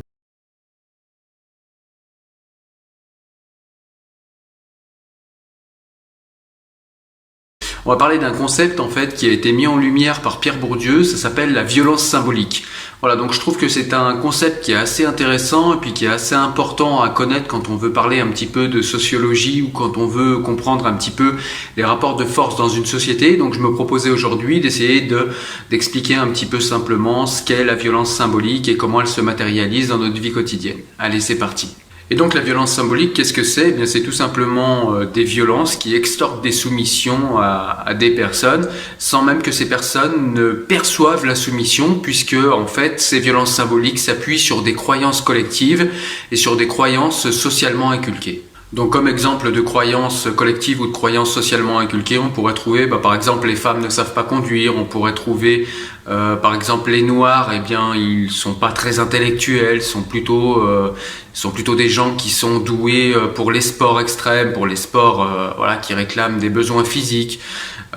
Qu'est-ce qu'on pourrait trouver également comme autre exemple de violence symbolique? On pourrait également trouver que souvent les prolétaires, les personnes qui n'ont pas beaucoup d'argent, qui sont de classe sociale plutôt basse, sont des personnes qui sont moins intelligentes que les autres, qui donc méritent leur place. Donc c'est ça qui est bien dans la violence symbolique, c'est qu'en plus ça légitime pour les dominants, ça légitime le fait que ils sont à leur place de dominants et que les dominés sont également à leur place de dominés. Ce qu'il faut retenir, c'est que la violence symbolique, c'est une violence qui permet de légitimer et de garantir l'ordre social. C'est-à-dire que les dominants arrivent à légitimer toute leur production intellectuelle, artistique, etc. Par cette fameuse violence symbolique, et donc ils sont à leur place puisque les croyances collectives et les croyances socialement inculquées expliquent que s'ils sont à leur place, c'est qu'ils sont forcément meilleurs, c'est qu'ils ont plus travaillé, c'est qu'ils sont plus intelligents, plus beaux, etc. Et donc du coup ça légitime un ordre social et du coup ça évite aux dominants d'utiliser la force physique et la vraie violence, la violence physique pour pouvoir maintenir l'ordre social. Et du coup, même chose pour les dominés, ils acceptent cette violence, ils ne l'aperçoivent même pas pour beaucoup, très souvent, et donc du coup, ça permet aux dominés d'accepter la domination sans avoir à lutter physiquement ou intellectuellement contre, puisque tout cela serait légitime.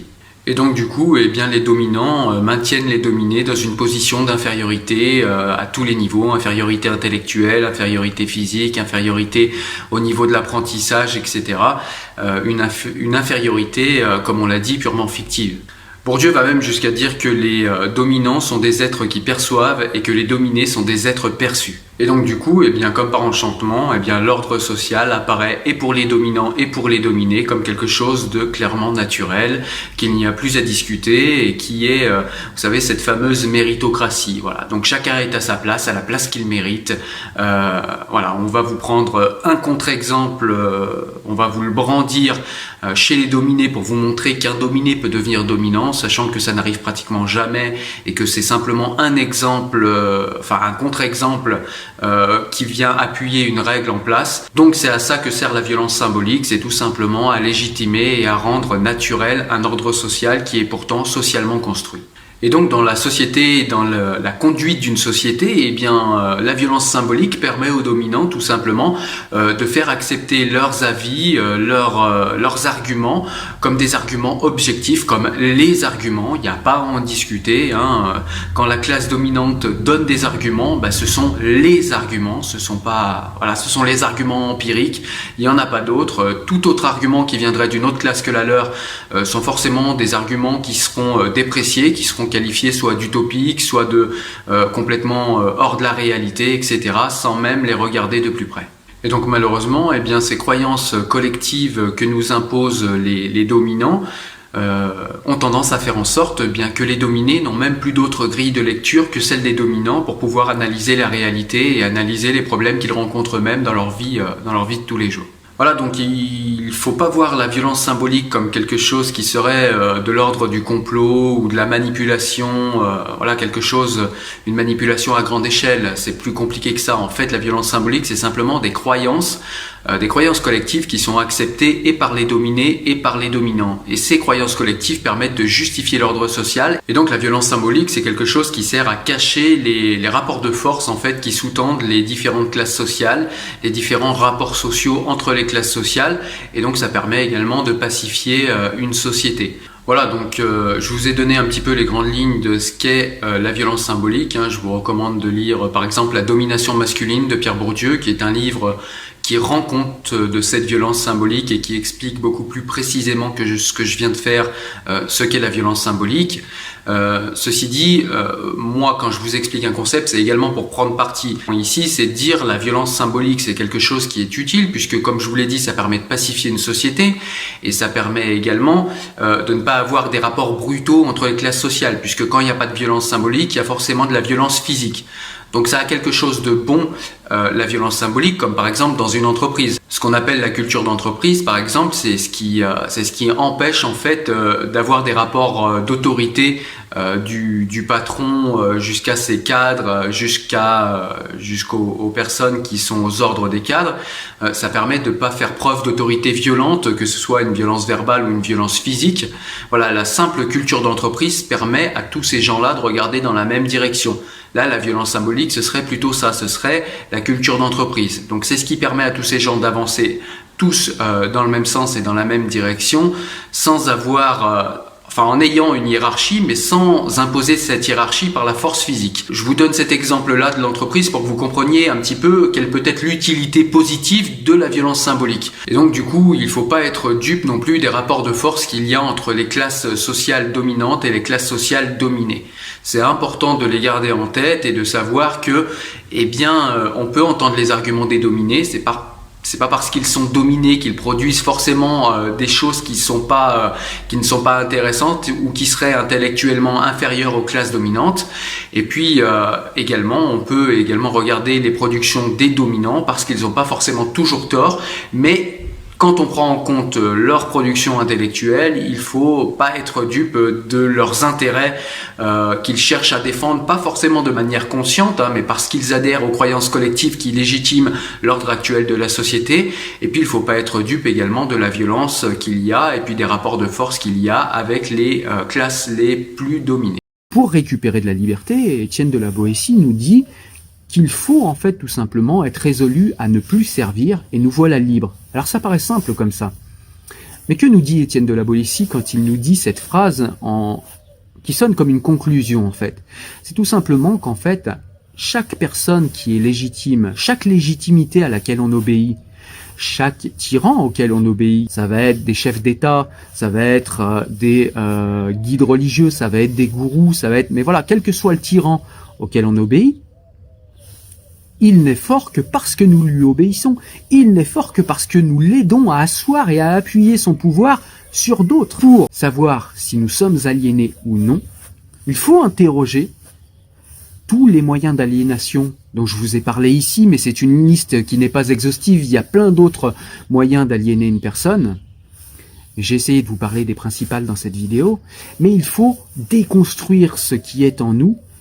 Il ne faut rien prendre pour acquis et il faut toujours avoir un esprit critique extrêmement acerbe et extrêmement aiguisé.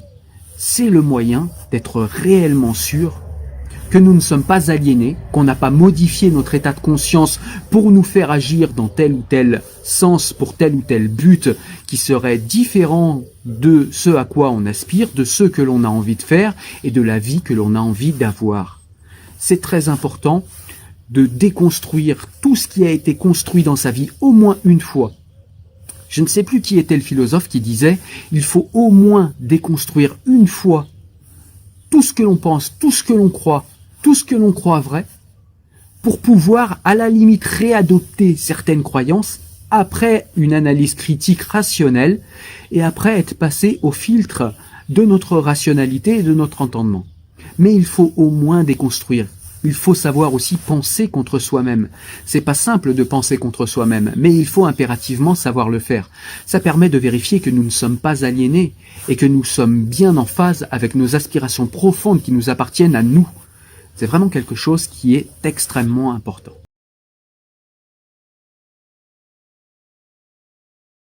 Commençons par parler de la thèse principale d'Étienne de la Boétie. Étienne de la Boétie postule de quelque chose qui est central dans le livre et qui est très important, c'est qu'aucune population, aucune nation, aucun peuple ne peut être asservi s'il ne consent lui-même en sa propre servitude. Ça paraît bizarre dit comme ça parce que on se dit de manière intuitive que personne ne peut consentir à sa propre servitude. Personne n'a envie d'être un esclave, personne n'a envie d'être réduit à l'obéissance, à l'esclavage, ou en tout cas de ne pas être maître de lui-même et de ne pas être maître de ce qu'on a envie de faire. Eh bien ça paraît bizarre et pourtant c'est ce qui est, et c'est ce que va nous démontrer Étienne de la Boétie via des thèmes centraux que je vais développer tout de suite. Les livres et la pensée donnent plus que toute autre chose aux hommes le sentiment de leur dignité et la haine de la tyrannie. Alors le premier thème qu'aborde Étienne de la Boétie, c'est de dire comment est-il possible qu'un seul tyran, qu'une seule personne, puisse asservir toute une nation, asservir tout un peuple. Alors il nous dit, Étienne de la Boétie, tout simplement que c'est possible parce que les gens consentent en leur servitude. C'est-à-dire que les gens donnent l'autorité qu'ils ont sur eux-mêmes, cèdent la responsabilité et la souveraineté qu'ils ont sur eux-mêmes à un tiers. Et si une population entière fait ça, eh bien une population entière peut obéir à un seul. Parce que sinon, comment une population entière pourrait obéir à une seule personne? Étienne de la Boétie nous dit que le tyran n'a qu'une tête, 2 bras, 2 jambes. Il n'est pas plus fort que nous. Ou en tout cas, pas plus fort que toute une population. Imaginons que 1 gagne contre 5. C'est que c'est un homme fort. Imaginons que 1 gagne contre 10. C'est un homme vraiment très fort. Mais imaginons que 1 gagne contre des millions. Ça n'est tout simplement pas possible. Ça n'est tout simplement pas humain. Nous voyons donc ici que si une population, comme je l'ai dit précédemment, obéit, c'est qu'elle a envie d'obéir. Et pourtant, ce tyran, seul, il n'est pas besoin de le combattre, ni même de s'en défendre, il est défait de lui-même, pourvu que le pays ne consente point à la servitude. Il s'agit de ne rien lui arracher, mais seulement de ne rien lui donner. Et quelles sont les raisons pour lesquelles cette foule obéit? Eh bien, tout simplement, c'est que d'abord, le tyran sait s'entourer de tyrannos.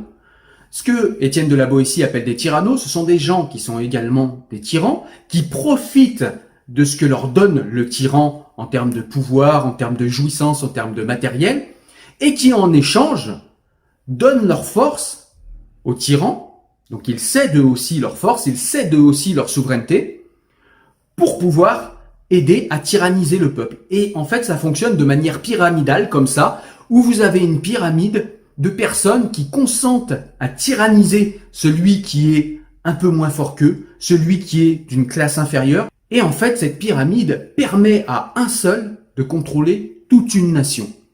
Et c'est comme ça que cela fonctionne. Mais à chaque étage de la pyramide, nous trouvons des personnes qui sont plus intéressés par ce que leur apporte la servitude plutôt que par ce que pourrait leur apporter la liberté.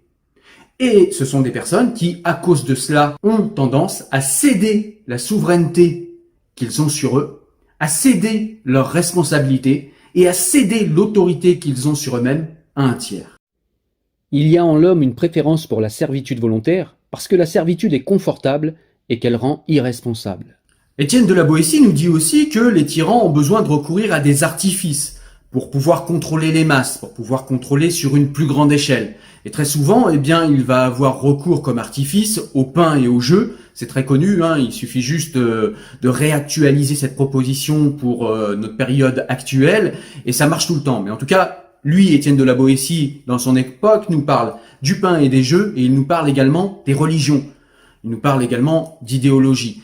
Voilà, mais les religions sont aussi un vecteur très important de soumission des peuples, d'aliénation des peuples, puisque votre pouvoir, eh bien, par exemple dans les monarchies, descendrait de Dieu.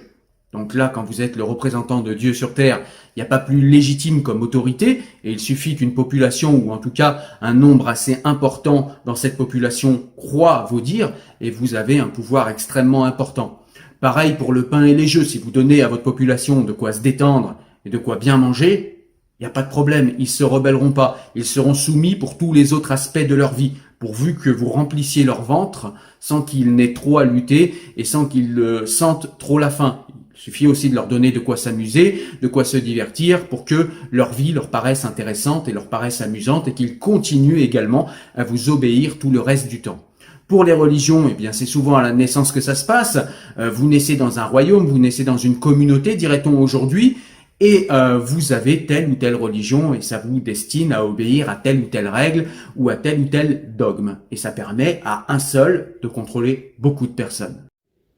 La nature de l'homme est bien d'être libre et de le vouloir être, mais aussi sa nature est telle que naturellement il tient le pli de la nourriture qu'on lui donne. La première raison de la servitude volontaire, c'est la coutume. Alors si on essayait de comprendre pourquoi les gens ne défendent pas plus leur liberté, alors que, comme nous le rappelle Étienne de la Boétie, même les chevaux ne cèdent leur liberté qu'après avoir longuement lutté. Et on voit que les êtres humains ne luttent pas beaucoup pour leur liberté, très souvent ils naissent dans des sociétés où ils sont soumis et ils restent soumis toute leur vie. Qu'est-ce qui nous permet de comprendre ça ? Eh bien, pour Étienne de la Boétie, ce qui nous permet de comprendre ça, c'est déjà que l'être humain a tendance à confondre son état de naissance et son état de nature. C'est-à-dire que quand un être humain vient au monde, ce qu'il trouve à sa naissance, il pense de manière intuitive que tout ça est naturel. Donc quand on est par exemple ici en France et qu'on trouve le monde comme il est, eh bien on se dit que tout cela est naturel et que nous sommes naturellement libres puisque nous n'avons pas de point de comparaison, nous n'avons connu que ça. Alors après, si nous voyageons, nous pouvons éventuellement connaître d'autres choses et avoir des points de comparaison et commencer à être critiques. Mais si nous n'avons pas de point de comparaison, au tout début, nous commençons par croire, avant de pouvoir analyser en tout cas, nous commençons par croire que l'état dans lequel nous trouvons le monde et la société dans laquelle nous naissons, nous pensons que c'est la liberté elle-même. Cette fameuse maxime qui nous dit que, eh bien, si un oiseau a toujours été en cage, il est heureux en cage. Par contre, faites-lui goûter à la liberté et là, il ne voudra plus retourner dans la cage. Comme je vous l'ai dit, l'être humain trouve de l'intérêt dans sa servitude. Il aura du pain et des jeux, il aura une religion qui lui promettra d'avoir la vie éternelle après la mort si jamais il obéit bien à la religion et donc à son souverain. Il aura également du pain, il aura toujours de quoi manger s'il reste servile et s'il obéit. Et nous avons comme cela des gens qui sont transformés en chevaux, serviles, tout simplement parce que, eh bien, il leur plaît mieux d'aller à la gamelle qu'il aurait remplie chaque soir, il leur plaît mieux de rester servile et d'obéir pour esquiver les coups de fouet, plutôt que de prendre le risque de se battre pour aller conquérir sa liberté et éventuellement, eh bien, devoir conquérir, y compris sa gamelle, soi-même. Les semences de bien que la nature met en nous sont si frêles et si minces qu'elles ne peuvent résister au moindre choc des passions ni à l'influence d'une éducation qui les contrarie. Et puis au niveau de l'habitude, si au niveau de l'être humain, au niveau individuel, on peut parler d'habitude, et les habitudes sont rassurantes, on le sait tous, eh bien au niveau des civilisations, on peut parler de coutume, puisque la coutume est pour la civilisation ce que l'habitude est à l'être humain individuel. Et donc les coutumes, eh bien, sont aussi des vecteurs d'obéissance, c'est-à-dire qu'on a fait rentrer des règles dans une civilisation pour qu'un peuple obéisse à ces règles, si bien qu'au bout de quelques siècles, ou même au bout de quelques années parfois, eh bien les peuples ne se demandent même plus pourquoi ils obéissent à telle ou telle coutume, ils obéissent tout simplement parce que c'est la coutume. Et comme c'est la coutume, il doit bien y avoir une bonne raison, et ceux qui ne se questionnent pas ont que faire des raisons, ils obéissent parce que c'est la coutume. Point. La soumission n'est pas affaire de puissance, elle est le produit de la peur. Ou encore, le principe de la servitude n'est pas physique, il est psychologique. Et puis il faut parler de ce ressort qui est aussi très très important dans la servitude des peuples, en tout cas au niveau individuel, c'est tout simplement que servir, eh bien ça rend de fait irresponsable. Et si vous êtes irresponsable, eh bien c'est jamais de votre faute. Vous pouvez critiquer le tyran qui ne sait pas gérer le pays, qui ne sait pas gérer la nation, qui ne sait pas gérer son peuple, qui ne sait pas gérer sa communauté. En tout cas, c'est toujours la faute du tyran qui est au-dessus de vous. Vous, c'est jamais votre faute. Le simple fait de critiquer votre tyran vous rend de fait vertueux parce que vous êtes irresponsable. La liberté, elle, est moins souhaitable pour les couards, nous dit Étienne de la Boétie, parce que la liberté rend responsable. Ce maître n'a pourtant que 2 yeux, 2 mains, un corps, rien de plus que n'a le dernier des habitants du nombre infini de nos villes. Ce qu'il a de plus, ce sont les moyens que vous lui fournissez pour vous détruire. D'où tire-t-il tous ces yeux qui vous épient, si ce n'est de vous? Comment a-t-il tant de mains pour vous frapper s'il ne vous les emprunte? Les pieds dont il foule vos cités ne sont-ils pas les vôtres? A-t-il pouvoir sur vous qui ne soit de vous-même? Comment oserait-il vous assaillir s'il n'était d'intelligence avec vous? Quel mal pourrait-il vous faire si vous n'étiez les receleurs du larron qui vous pille, les complices du meurtrier qui vous tue et les traîtres de vous-même? Et donc, que peut-on conclure en fin de livre quand on a lu Étienne de la Boétie? Eh bien, on peut tout simplement conclure qu'un tyran ne peut tout simplement commander à une nation qu'en faisant peur à des gens autour de lui, qu'à des gens puissants autour de lui, qui eux-mêmes vont aller tyranniser d'autres gens autour d'eux, et ainsi de suite de manière pyramidale, comme nous l'avons vu tout à l'heure. C'est-à-dire qu'un tyran ne commande jamais par la puissance intrinsèque qu'il a sur un peuple, parce que nous l'avons dit, un ne peut pas commander à des millions. Donc, les seuls moyens par lesquels un tyran commande à un peuple, c'est par la ruse, c'est par la peur, et par toutes les choses qui vous font obéir, comme nous l'avons dit, la religion, certaines idéologies qui peuvent s'assimiler aujourd'hui à des religions. En tout cas, c'est la manière dont on peut vous faire obéir. C'est la manière qu'a un tyran de vous faire obéir. Et ce qu'on peut dire, du coup, et ce qu'on peut déduire de tout cela, c'est tout simplement que, Étienne de la Boétie le dit clairement, pour arrêter d'obéir et recouvrer sa liberté, il n'y a pas besoin de lutter, il n'y a pas besoin de livrer de grandes batailles, de grandes révolutions, de grands combats. Il suffit juste d'arrêter de servir. Il suffit juste d'arrêter de mettre dans les mains d'un tiers sa responsabilité et la souveraineté que l'on a sur nous-mêmes. Étienne de la Boétie le dit clairement, arrêtez de servir et vous voilà libre. Et du coup, ce que je vais vous souhaiter et nous souhaiter, c'est de regarder la société dans laquelle vous vivez ou la micro-société dans laquelle vous vivez, que ce soit votre entreprise, que ce soit votre nation, que ce soit votre famille, que ce soit votre club de tennis ou de poker. Regardez ça avec les yeux d'Étienne de la Boétie et cessez de vous tenir à genoux. Relevez-vous, tenez-vous debout.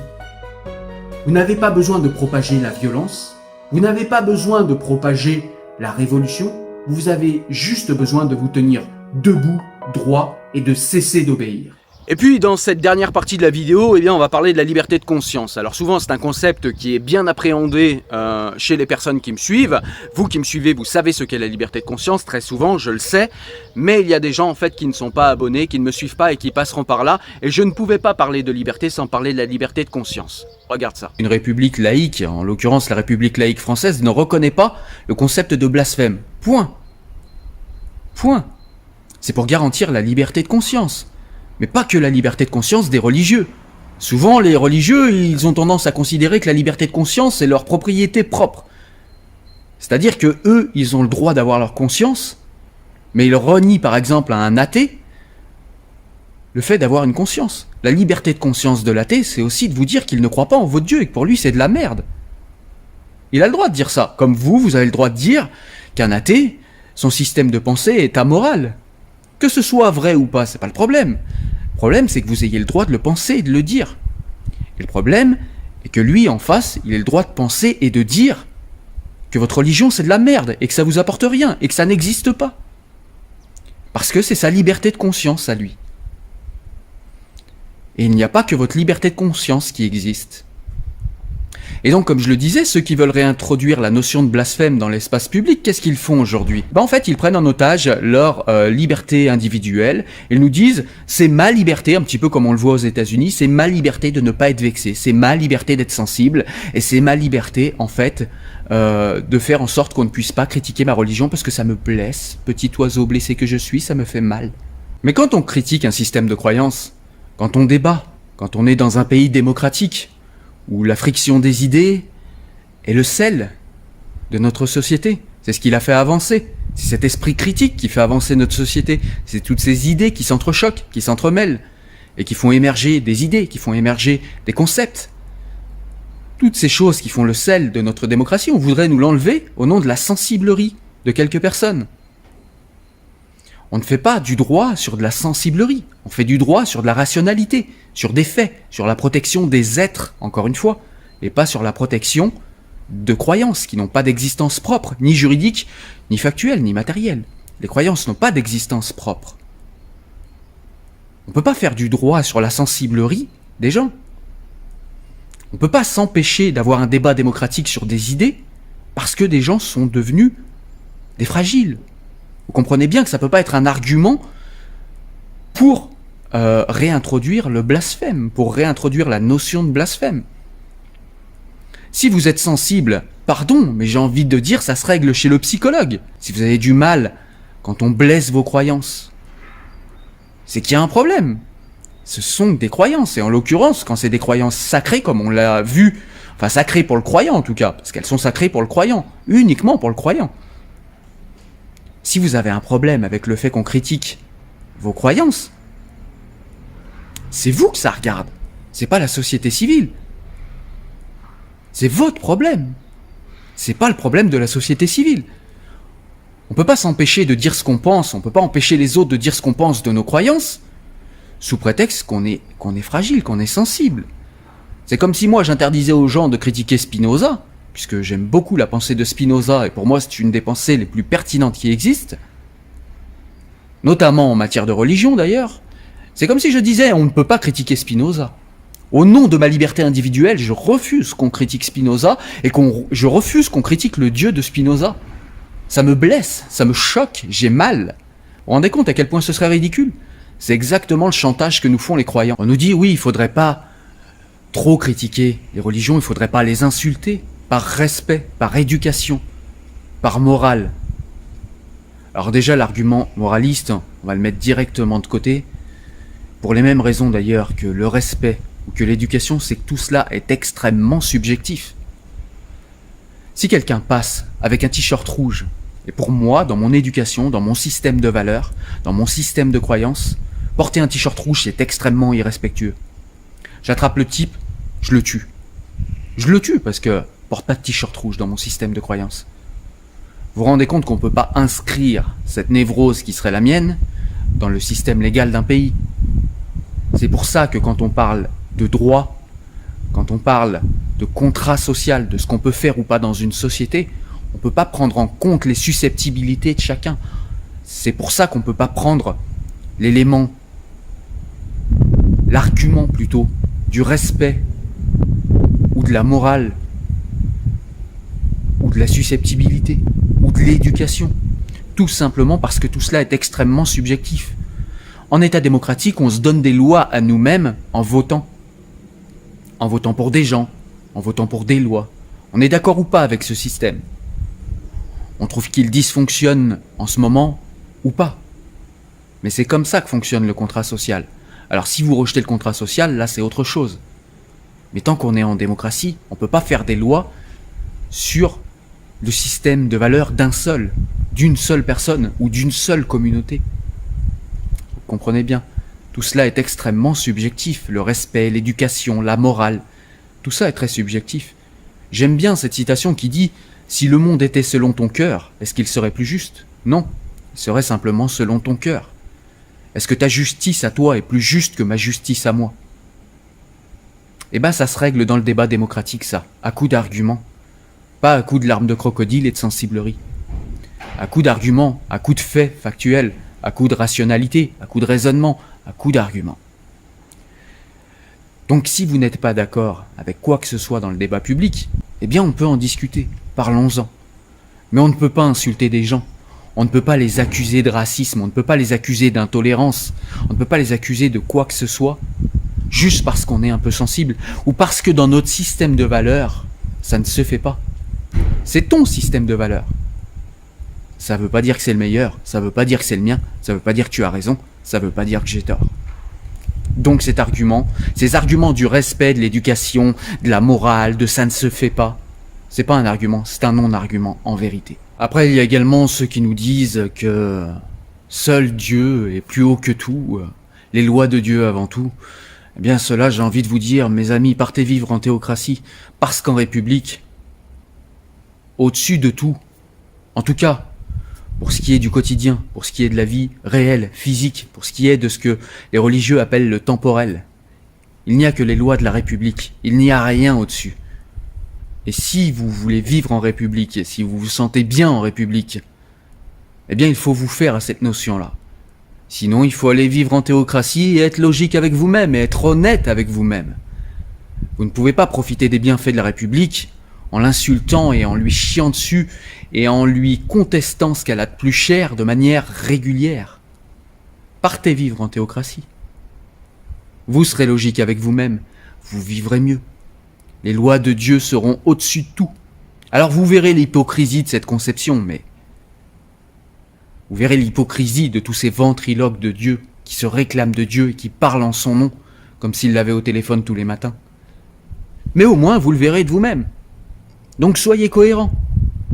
Partez, allez en théocratie. Voilà, écoutez les amis, j'espère que la vidéo vous a plu, j'espère qu'elle vous a donné quelques éléments de réflexion. Si jamais c'est le cas, n'hésitez pas à nous mettre un pouce bleu, parce que ça permet de monter dans le moteur de recommandation YouTube et de faire connaître de plus en plus la chaîne. Et de toute façon, c'est déjà le cas, puisqu'on est véritablement de plus en plus nombreux, chaque jour, chaque semaine, chaque mois, chaque année, pour ce soutien. Je vous remercie tous. Continuez, ça ne fera que monter de manière exponentielle et on sera toujours de plus en plus nombreux à réfléchir ensemble.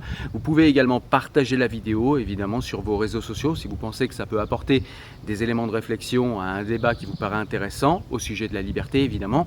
Et puis je remercie également ceux qui nous suivent en podcast, de plus en plus nombreux. J'avais un petit peu délaissé le podcast parce que vous n'étiez pas nombreux à me suivre et puis finalement eh bien, on a pris 700 abonnés en très peu de temps. Ça veut dire que le format podcast est de plus en plus sollicité et donc du coup je vais y apporter un soin particulier en cette deuxième partie d'année 2022, c'est promis. Voilà, je vous dis à très bientôt, portez-vous bien, prenez soin de vous et à la prochaine vidéo pour de nouveaux livres, de nouvelles actualités ou bien de nouvelles réflexions.